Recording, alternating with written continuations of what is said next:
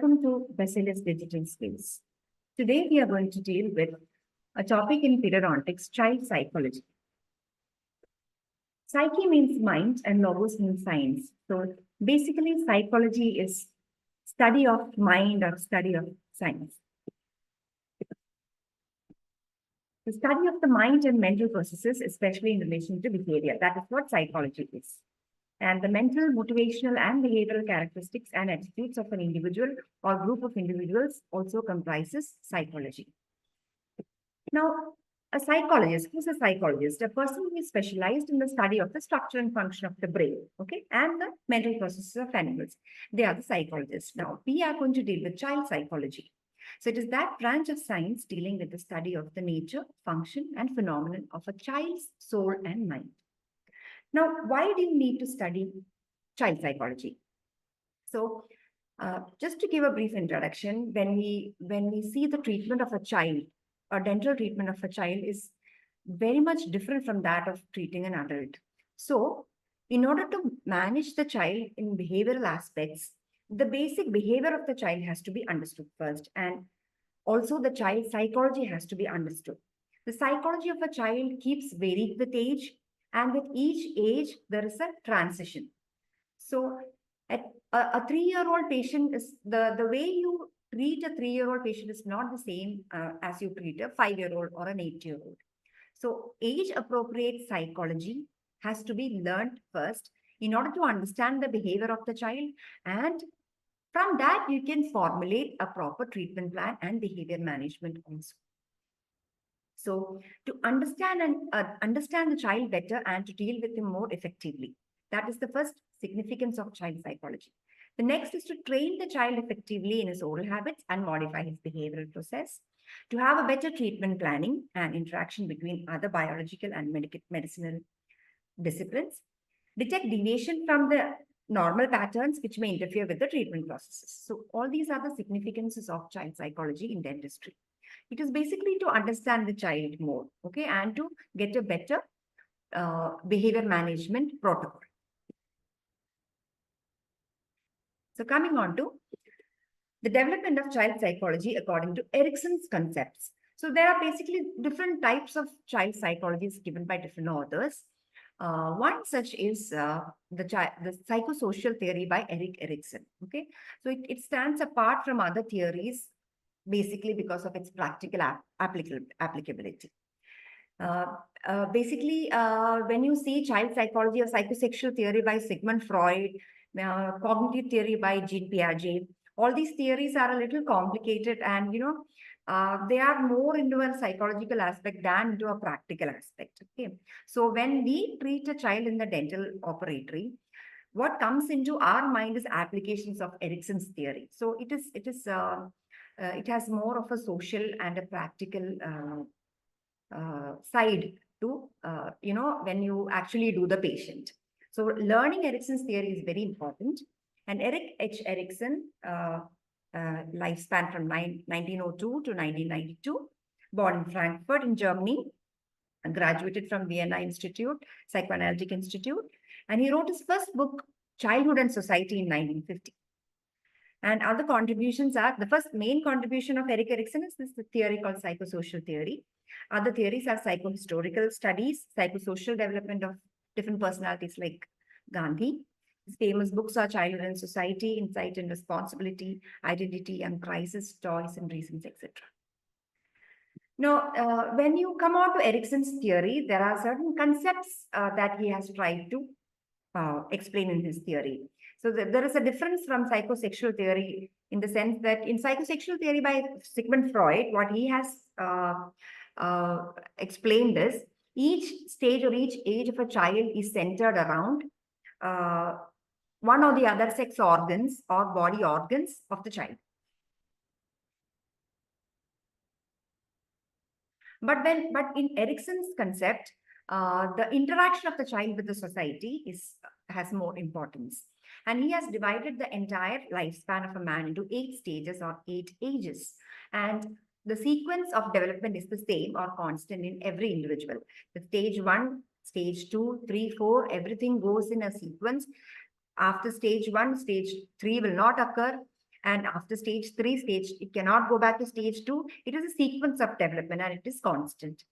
And he says in each stage, there is an identity crisis or a psychosocial crisis. Okay. If that crisis is not met, if that particular speciality or particular crisis is not achieved in that stage, there is incomplete resolution. And the child age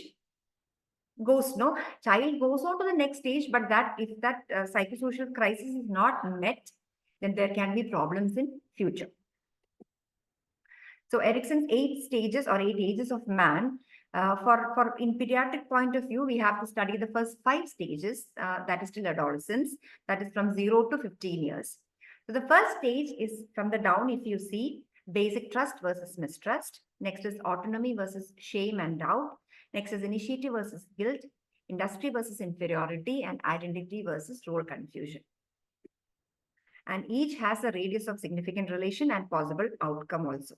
So in each stage, radius of significant are maternal, parental person, family, school, peer group, etc.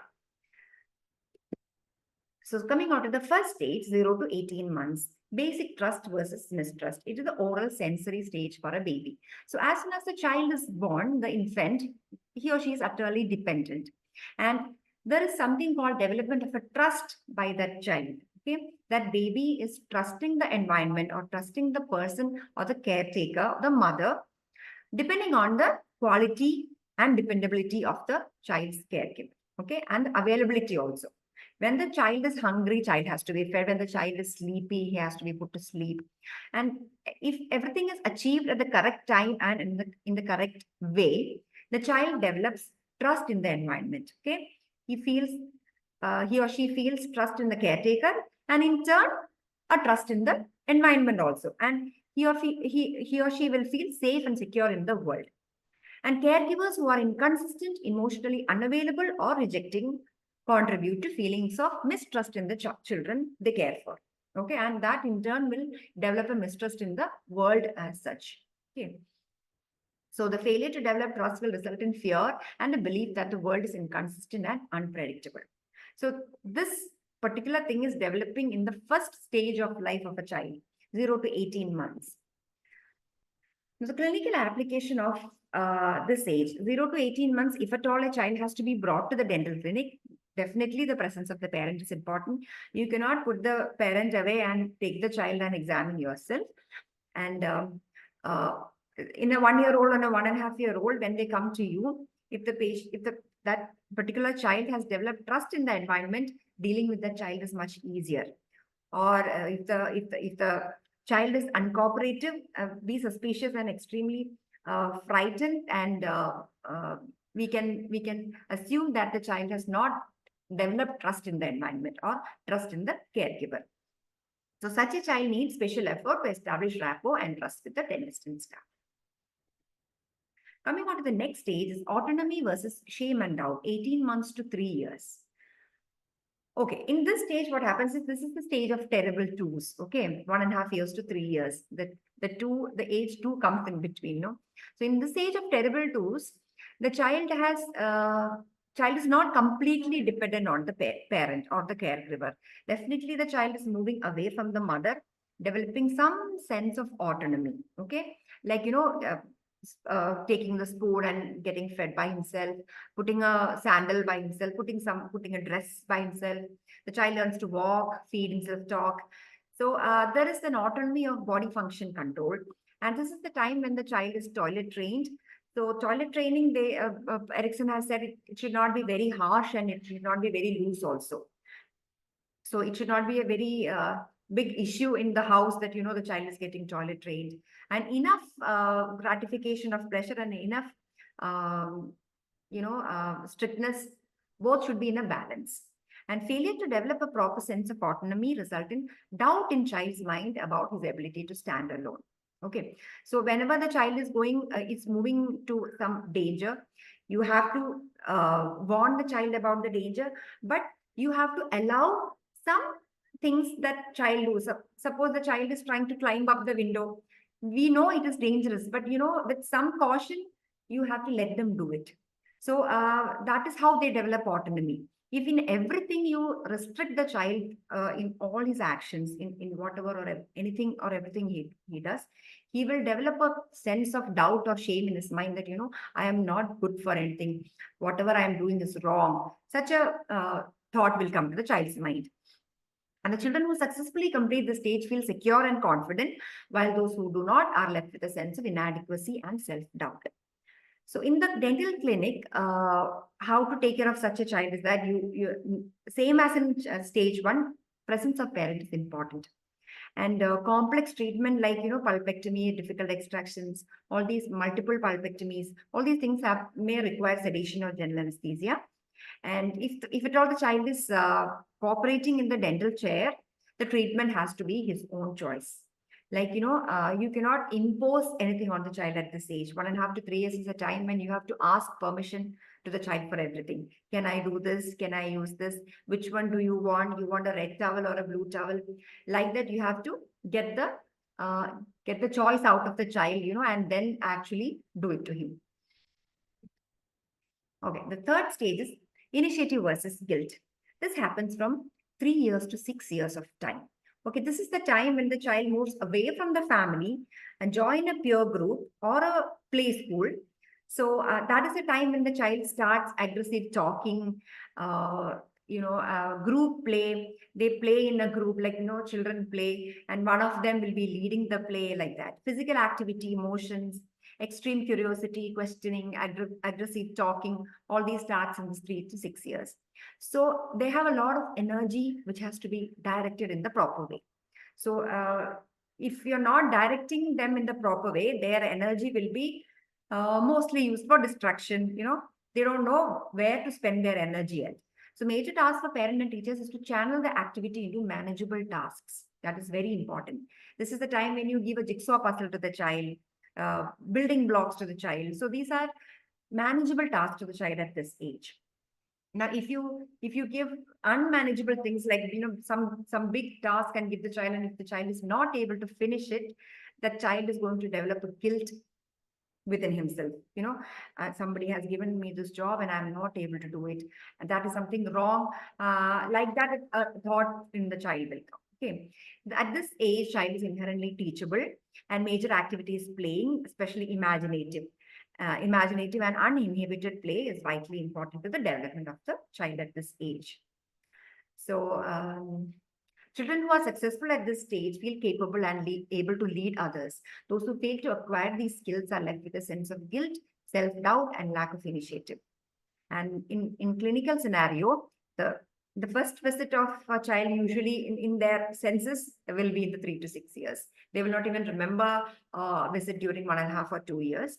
So the first visit during 3 to 6 years should be only an exploratory visit.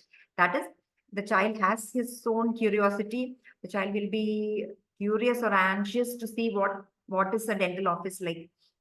So when the child comes, you have to tour the office first, get the child accustomed to all the staff, like, the non-teaching staff, the dental staff, and he or she can be given modeling, like, other children getting the treatment done in a positive way. Like that, the first step should be exploratory, and in the next appointments you can start with the treatments. So the fourth stage of Erik Erikson is in 6 to 11 years. In that stage, the major feature is industry versus inferiority. So industry, in the sense, hard work. Okay, the child is in the school, so not the preschool. Now the preschool, that age of so industry starts developing in school time. Okay, when the child starts going to school, the child will know that, he or she has to be hardworking to succeed. A child who is not hardworking or he's not doing his duties is going to go behind and will not be recognized. The academic and social skills comes out during this period, and the child knows that he has to compete in an environment where recognition is given to those who produce. Okay, and also they will understand that how much ever they try to excel in something, someone else might be ahead of them. Okay, you cannot be first in everything. You cannot sing, dance, in sports, everything. You cannot do everything together. The child will understand. But that understanding should come in a positive way. And success is a sense of industry, competency, and mastery. And failure in the stage will lead to inadequacy and inferiority. And here she feel like they are good for nothing. And we have, and there is influence of peer group also. That is the major feature in this. This is the time when peer group influence sets in. Okay, next stage it is going to increase, but this is the time when they need approval of the friend also. Now, parents have a role, but peer group influence also increases. The optimum outcome is a favorable ratio of industry versus inferiority lead to a sense of competence and pleasure in work. Now, the next is identity versus role confusion in 12 to 17 years or puberty and adolescence. This is the period of intense physical and psychosocial development, and there is rapid physiologic changes in the body with a lot of new changes. And there is a unique personal identity which is acquired during this time. Okay, there is partial withdrawal from the family, and the person as such is in a transition stage from a child to an adult. So they start developing their own identity during this period. Okay, so they will not, some children tries to imitate their parents, imitate their friends. Those children are not actually developing an identity. So however your friends are behaving, however your parents are behaving, if you do not want to behave like that, they have a behavior, they try to develop a behavior of their own. So that is how identity sets in or start developing. So that is very important. Even if you are in a group, even if the adolescent is in a group of friends, you should not do exactly like how the group decides. You have your own say, your own decisions. You should follow that decision. You may not, the child may not need not follow the peer or the group or the decisions of the group. So that is how an identity develops.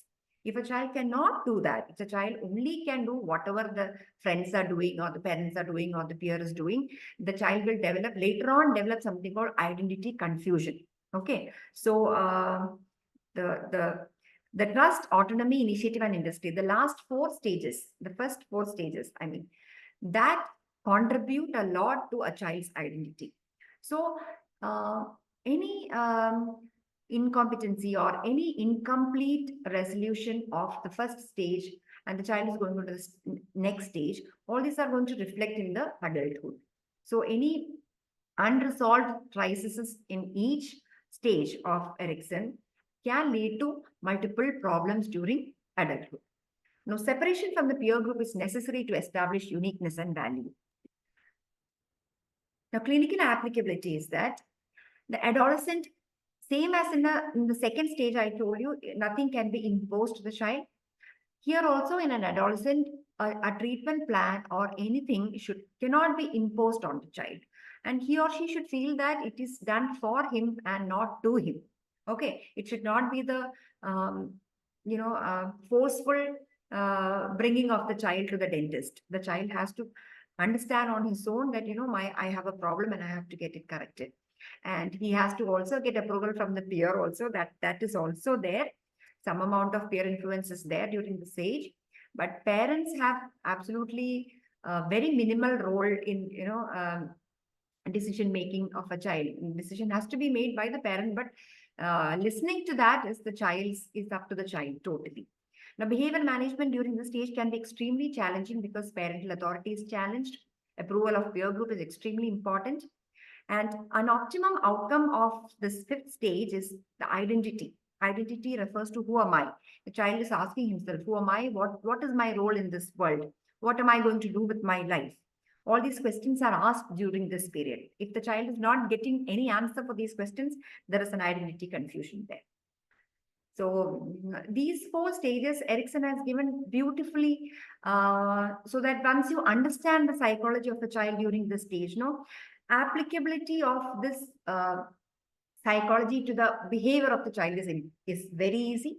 Once you see the behavior of the child, you can relate it to the normal psychology of the child. If you find anything different from this, you understand that child has got some psychological error there, any unresolved problems in his stages, and behavior management can be modified accordingly.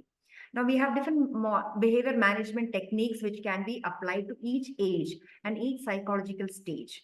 So that is what the importance of child psychology in pediatric dental treatment. So applying Erickson's theory in your daily practice is very important to achieve a predictable treatment outcome. Thank you.